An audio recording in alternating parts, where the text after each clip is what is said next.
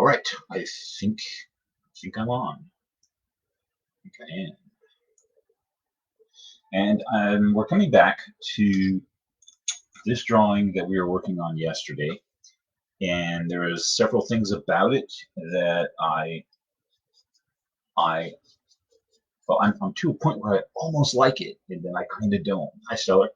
And so I want to fix a couple things. One of the things I noticed, our arms are too short. So we've definitely got to do something about that. And that's going to mean reconfiguring that hand a little bit and stuff. So yeah, definitely got to fix that.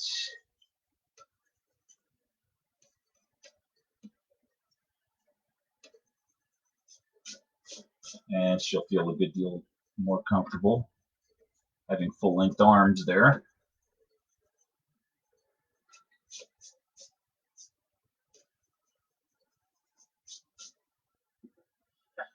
So I like that better. I want to put stuff, put something in this blank space, something maybe back here, without filling every single corner of the picture. Because I kind of like this triangular shape. I've talked about that before. I like that. There's it's psychology. Who knows? But also, if it was an illustration, which it's not, but if it was a book cover, you'd want a little bit more space up here to put the title across the top. But frequently, there's room for blurbs.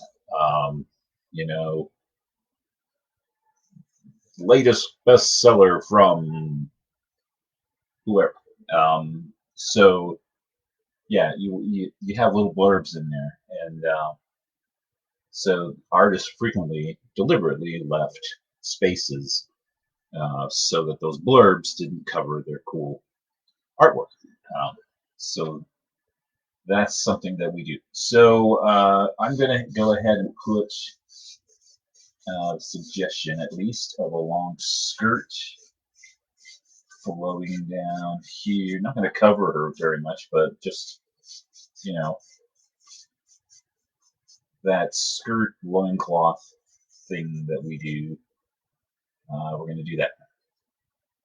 And a couple of the things that I didn't like too much.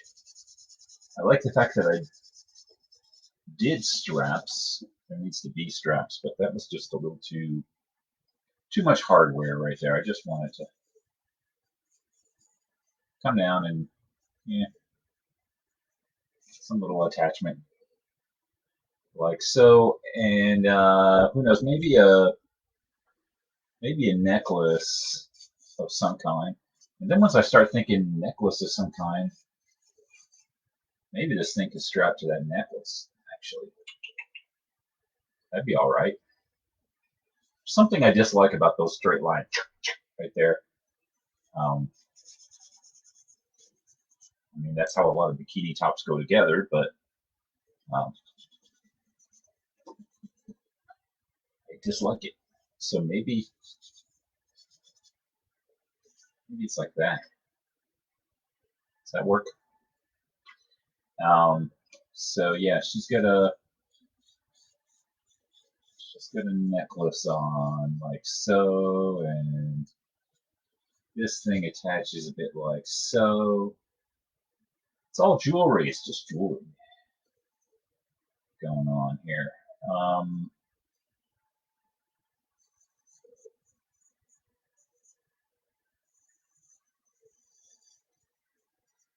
Yeah, I don't know exactly, but something. And then make your hair a little darker.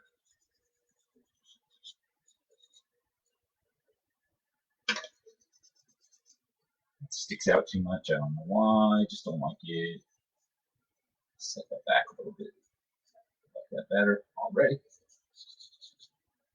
Okay.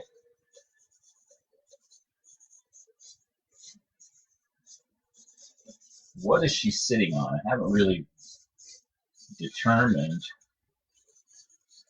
what she's sitting on. She doesn't appear to be sitting on a chair. Sissy sent me an animated GIF of a blue thing with lots of teeth. Uh, why? What is that?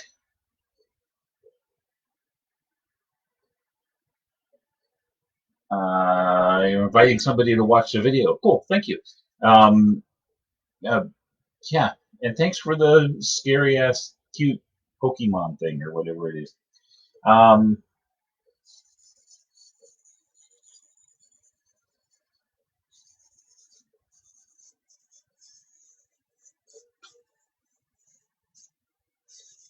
I used to hang out at Comic Con, and I would ask people, "Hey, what's that costume? That's great," because the costume was great.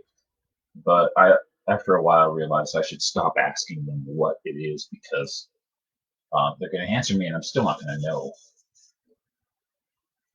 And they're kind of disappointed, And it's just like it's Pokeyuki from Galamazook. I'm like, oh, that's great. Looks just like it. And then they know I'm full of it.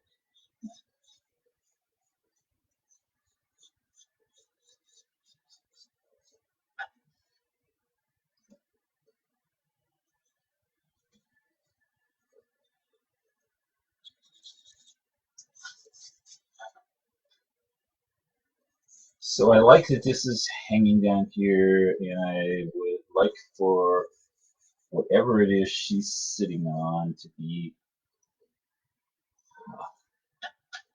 just a little better defined. Um,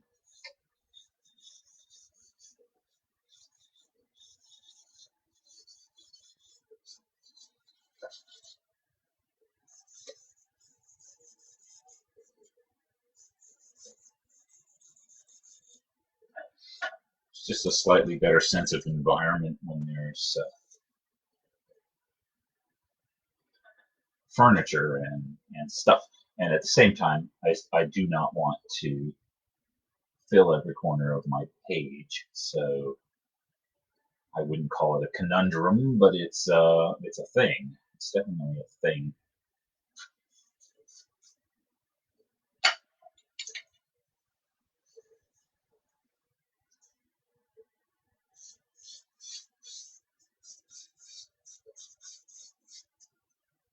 Put some form of pottery down here. Get carried away sometimes, and I start drawing really big pots, pottery, because it's great, it fills that space. And I realize if it's sitting right here at her feet, um, then in theory it's something she's going to use. And if it weighs 300 pounds, it's not something she's going to be using. So, yeah, I got to think about that kind of thing. I guess you don't gotta. I think about that sort of thing. Um, However,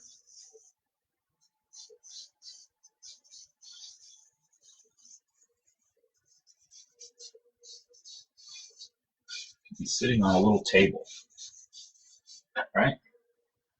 Um, so yeah, the thing could be sitting on a little table, and she could have some cups, like cups. So yeah, there's a little picture. There's some cups. Sissy says that's Stitch from Lilo and Stitch the movie. I don't think I saw that. Anyway, I clicked on it so it would hold still because I get a little motion sickness from those things sometimes.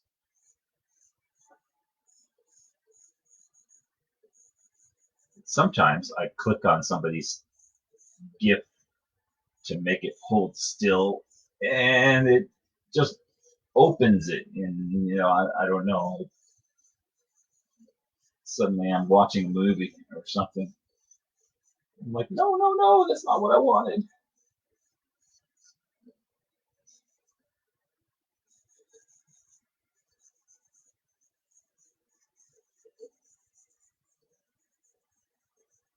So I drew these things in vine charcoal, and now I'm drawing.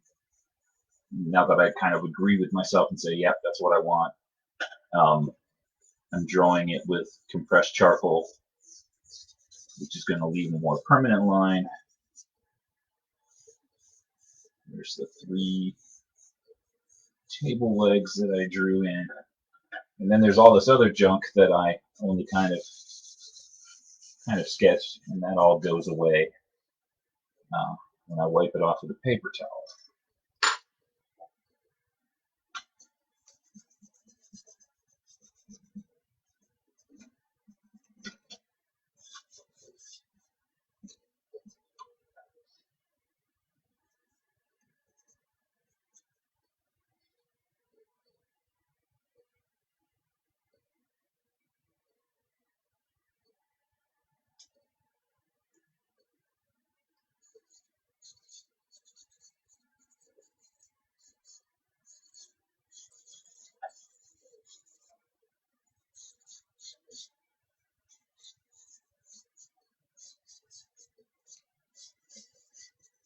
All right. So that's all going on. So now I want a cat.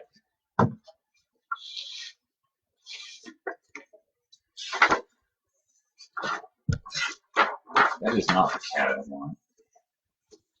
I'm gonna have to make do.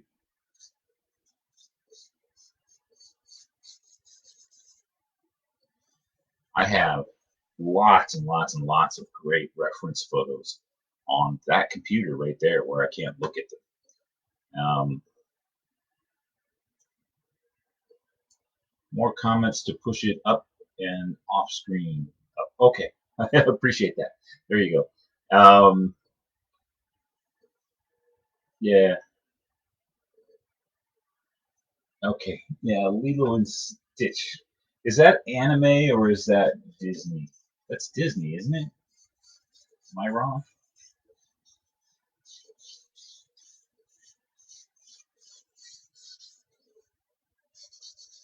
I mean, I half want to say I saw it.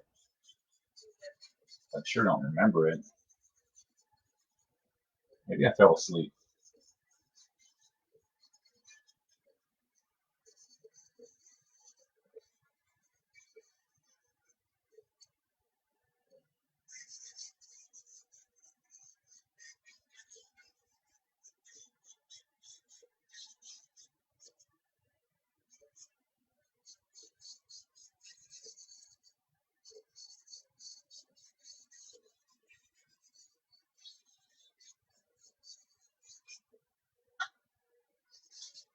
There was something about a little girl who was being really nice to an evil space alien or something that was just like destroying the hell out of absolutely everything.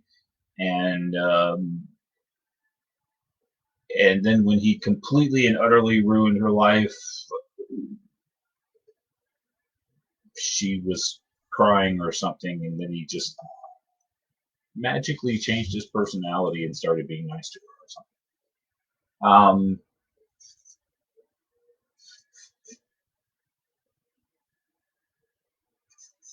There's a lesson there.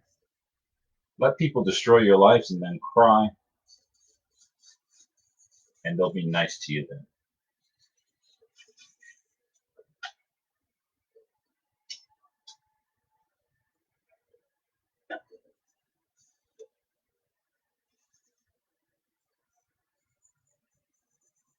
I don't remember it looking like that.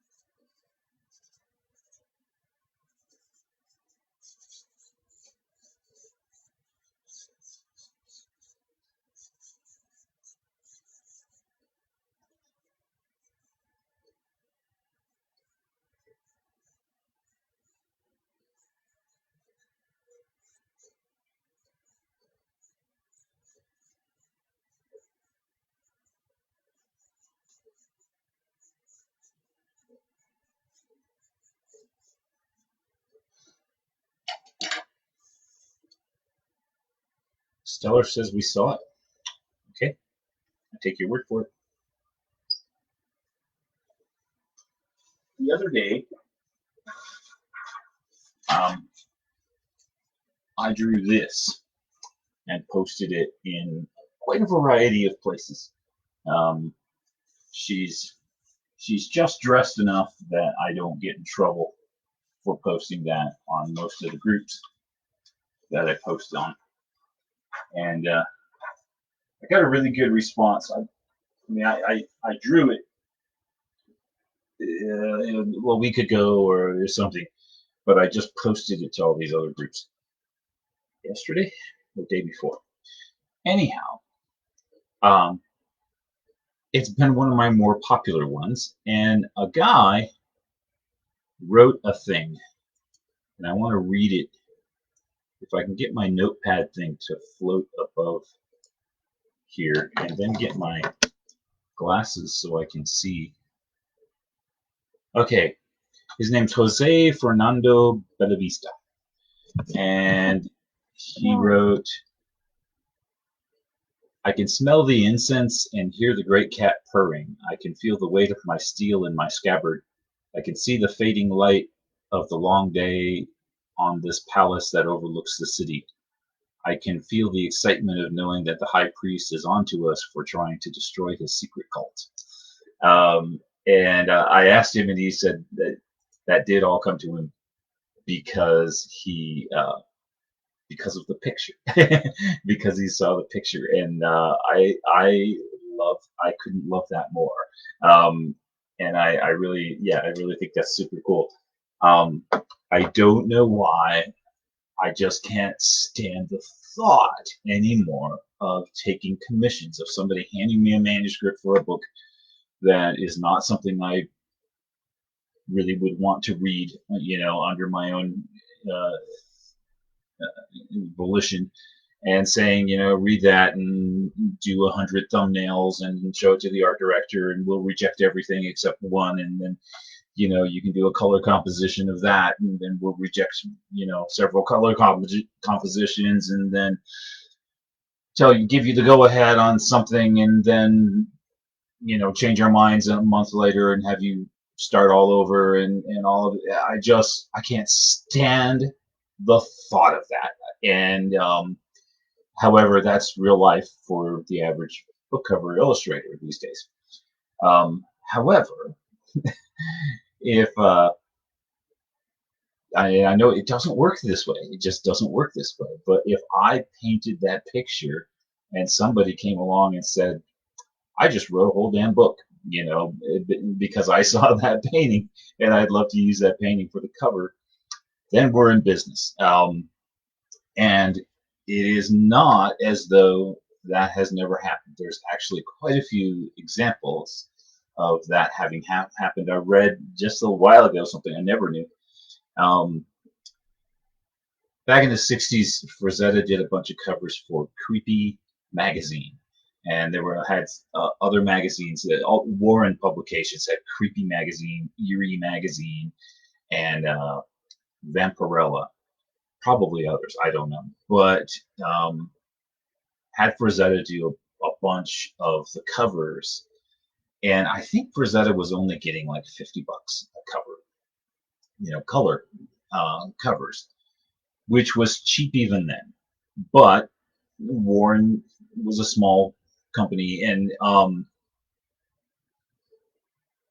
the things that were different, Rosetta kept his artwork and kept the copyright to his own artwork. Okay, in theory, that's how it was supposed to be all along. But a lot of artists would hand over their painting and never see it again.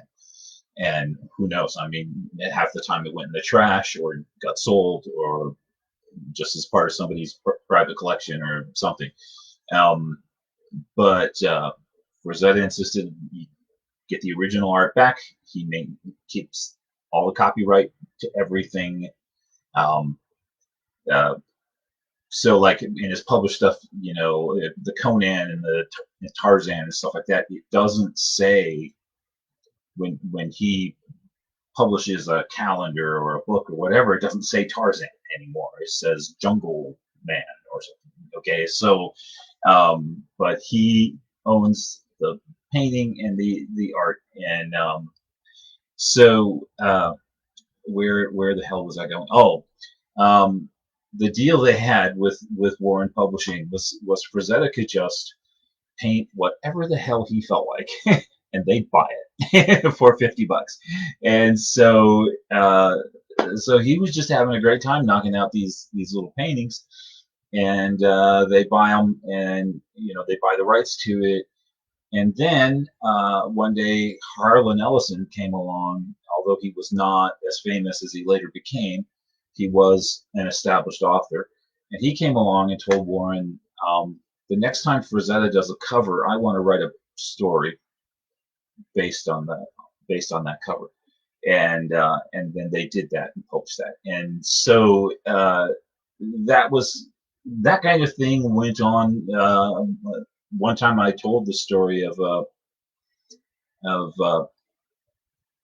never mind, I forgot. An artist who's Dave Dorman. Dave Dorman, whom we met at several conventions, and an author named Mel Gilden. Mel Gilden wrote the Surfing Samurai Robots, which turned into a series of at least 3 books. And the whole thing started with this crazy painting that Dorman did, that for no purpose whatsoever, and he just did this weird looking duck-billed space alien thing, and some chrome robot with a surfboard, and a hot babe, and they're on the beach or something, and started a whole book series based on that. So it has happened. It continues to happen sometimes. Generally happens between famous people. Nevertheless, uh,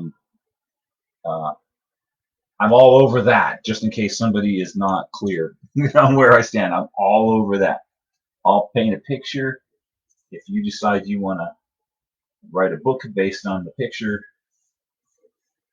and use that picture for an illustration, um, we already have a deal. It's just there's very little to discuss right now, and we've already got a bargain. Um, so so I love stuff like that, and I love the fact that that guy wrote that little thing. And who knows? I've had a number of people tell me, that they felt inspired to write a story based on something that I drew, and I was like, "Hey, go for it." And if you finish the book, I'll finish the painting, and we'll do it. Um, so far, that hasn't happened. But that's all right. I'm going to do the paintings anyway, and there'll be more potential for all of that.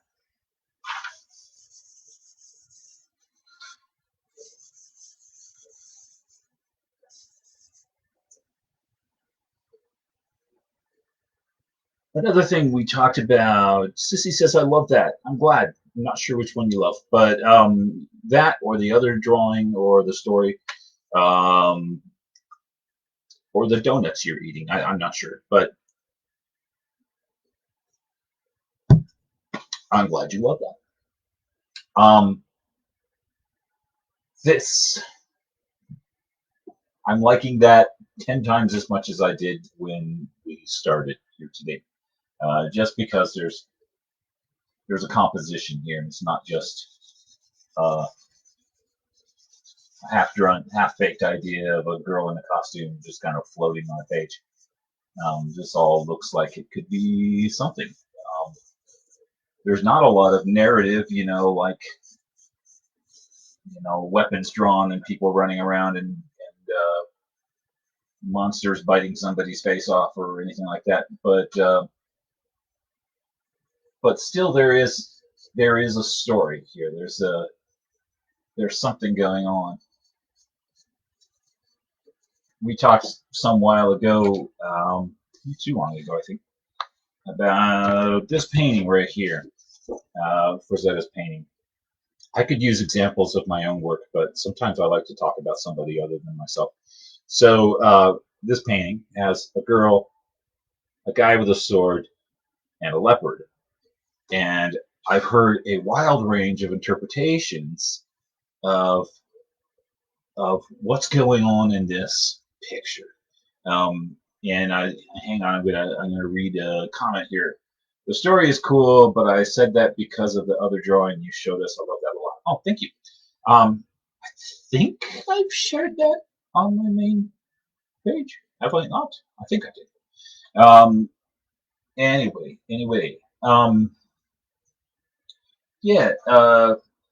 People have such a range of interpretations of that painting, the Egyptian princess thing, and that's always surprised me when I learned that because it seemed pretty straightforward. She looks sad about something, and I've always wondered, why is she so sad? However, it has never occurred to me this guy's coming to chop her head off. And to some people, that is as obvious as the sun in the sky. She's standing there looking sad because he's about to chop her head off and feed her to the leopard. Or she's sad because, the leopard's about to eat her and maybe this guy's going to try to save her, but it's probably not going to make it.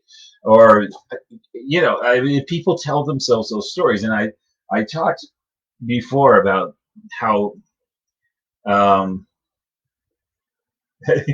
it's cool. Your comments are good. If I noticed them more on time, I would get the context a little bit better. But yeah, I've talked before that like if you're sitting at the coffee shop and you look down the sidewalk, and you can see all the way down the block, and you can see past the bookstore and the hamburger stand, and there's a trash can and a mailbox and a park bench and a guy with a dog and he's playing the guitar because he's a really clever dog. And then way down on the end of the street, there's a UPS man with a cardboard box. And then you go back to looking at your phone, right? And you're doing this, and a minute or two later, you look up and there's a UPS man with a cardboard box. Your head can fill in this entire narrative and make you believe that you actually sat there and watched that guy walk the entire length of the block. You saw him walk past the guitar playing dog. You saw him walk past the hamburger stand in the bookstore.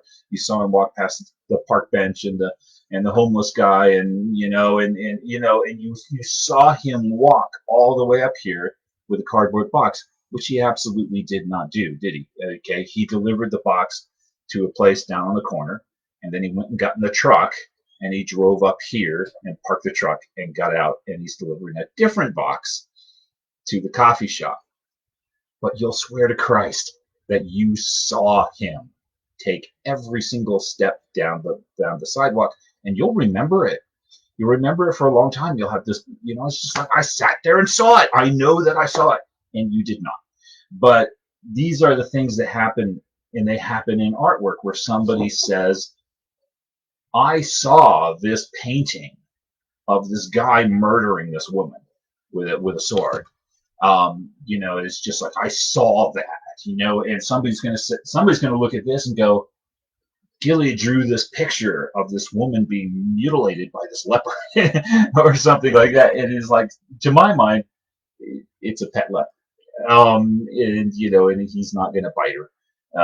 If I drew Minnow the cat in the other room, he's definitely gonna bite her because he's a shit like that. But this leopard is not gonna hurt this girl because it's her pet leopard. But somebody is going to take that other way, and in that kind of context, that can be so annoying. But like the story that I just read, and it's the same thing. This great narrative came into this guy's mind when he saw that picture. A palace, a high priest, or whatever. Those things were not in my mind. Those are in his mind. But that's that's a picture of to him, and now it is to me too, because he told that story. And It can be the most wonderful thing in the world or the most irritating thing in the world, depending on how people react to it. Here's another thing I want to show you. I've got a globe.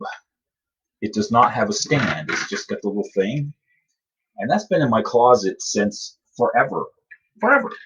I also have a globe stand for a different size globe, but it's a floor stand, and I don't have room to get back and show you the whole thing. But it's got the little swivel mount. It's super cool. Brass. I don't know if I was a steampunk guy.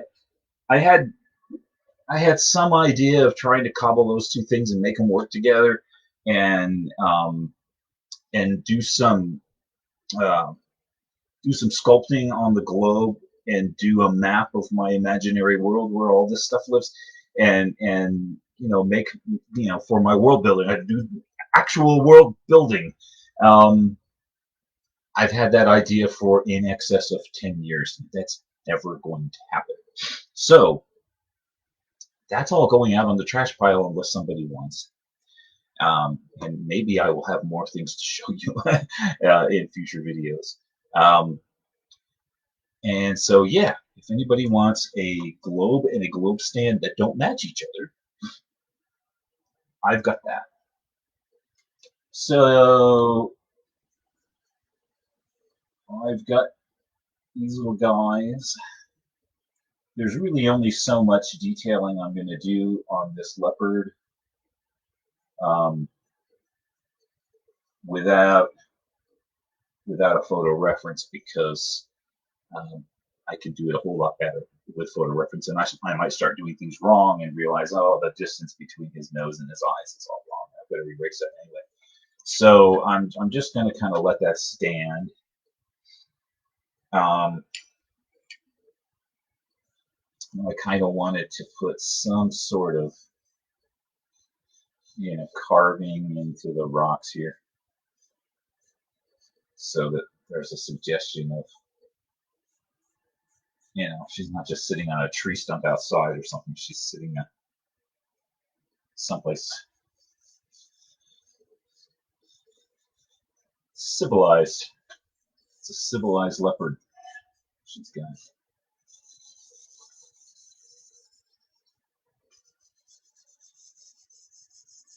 And we can assume maybe a doorway back behind her, or a window, or something. Like I said, I've got room to put more things, but I'm going to avoid putting much with any clarity, because I could start drawing neat looking things up in the corner that will distract the eye and pull you away. And thus and such, it's been over 30 minutes. So I guess I'm done. I'm done. Remember, Zoom on Saturday at 5 o'clock. I will post the link here, right here, at 4:30-ish. And I might actually be joined by some more people. There were several people making noises that they were going to come do the Zoom. So hopefully that will take place. And otherwise, I'll be here again tomorrow at 3. Thank you.